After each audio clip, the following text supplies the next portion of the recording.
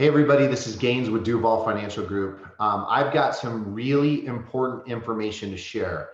Not a fun subject, but something that needs to be discussed.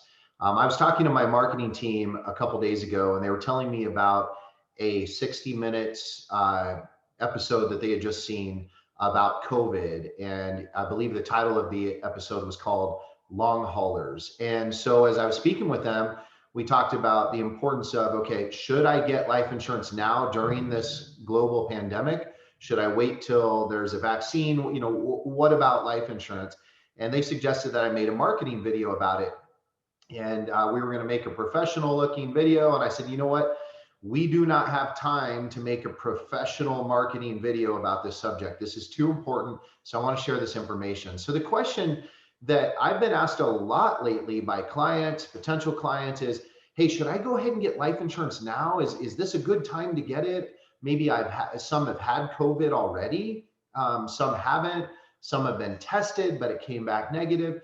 Is this a good time to get life insurance? And before I answer that question, let me explain something about statistics. So life insurance pricing is and getting qualified in general is 100% statistical. So the guys and gals that put together the numbers for life insurance companies, they are purely looking at statistics, numbers, facts. There's no emotion involved. When they come up with the price, it's not like, hey, we need to make more money, or we want to charge this group more. No, it's all about statistics. So for example, I'm a 46-year-old male. I have a higher chance of dying in the next, let's say, 20 years than maybe a 40-year-old female. So my life insurance would be more expensive as a 46-year-old male. I'm a bigger guy. I'm 6'2", 270 pounds. So my life insurance is going to cost more than if I was 6'2", 220 pounds, because statistically speaking, I have a higher chance of dying in the next 20 years or 30 years, whatever kind of policy I'm getting, than somebody who weighs less than me. Life insurance companies look at the prescriptions that you're on, and that says, how healthy you are. They look at past doctor's appointments, et cetera. So when COVID first, I don't want to say came out, but when we first became aware of it, realized that, hey, this is kind of a big thing. Some life insurance companies out there put a moratorium on new life insurance. And what that means is they said, boom, stop. We are not writing any more life insurance until we get more information on COVID. Because what if that life insurance company went out and allowed their financial consultants to write hundreds of policies, thousands of policies out there for millions and millions of dollars of life insurance, and all of a sudden COVID wiped out all of those people? Those companies wouldn't be able to pay out all of those death benefits. Of course, they do have reinsurance and they're backed and they're safe. But at the end of the day, some said, hey, we're going to just stop writing life insurance altogether. And then some companies that started writing life insurance, or continued writing life insurance, they said, well, we want you to sign something that says, hey, if you have not been social distancing and you die from COVID, then the life insurance isn't paid out. Or all these stipulations, all these things kept coming out. And then we saw the rules and all the uncertainty kind of slow down a little bit. It wasn't, people weren't dying at the high percentages that we were expecting. And that doesn't mean that people don't die from COVID. I'm not saying I don't care if people, there's no behind the scenes message there, but statistically less people died than we originally thought, right? So life insurance companies, while still asking questions about COVID, are still writing life insurance, and you can still get life insurance right now, even if you've had COVID, even if you haven't been tested, right? So you can still get it. So the 60 Minutes article, though, or show came out a couple days ago, and it started talking about long haulers.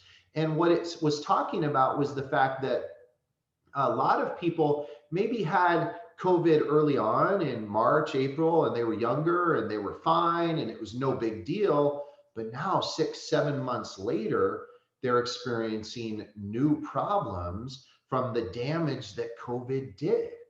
So the question is, and I don't know the answer, is if you have a COVID positive test, if you've had COVID, what if statistically they find out that over time, because you've previously had COVID, you are more likely to get disease A or disease B or disease C, which maybe are deadly. Now, I'm not trying to scare you from COVID. I'm just saying that there's a lot of unknowns. So the question, should I get life insurance now or should I wait to find out how this all plays out? The answer is yes. You need to get as much life insurance as your family would possibly need if you were gone tomorrow. You should have done that pre-COVID. You should do it post-COVID, now COVID, whatever. But because of the COVID situation and the unknowns of the future, get it now. Because what if you don't? And what if you get COVID? And what if in a couple of years, when you realize you need more life insurance companies are saying, no, you've had COVID, we're not going to insure you. Well, if you get it now, it's already locked in. Once it's enforced, they can't go back and take it away from you as long as you were honest on your application. So get as much as you can now to provide for your family in case something happened. But of course, keep it within your budget. And make sure you go to an independent firm like DuVall Financial Group, where they're not obligated to just sell you one company's product. They can go shop all the different companies out there. Because what we found is life insurance, this isn't your grandparents' life insurance. It's not all the same. Number one, pricing is different. Two, the financial strength of companies are all over the board.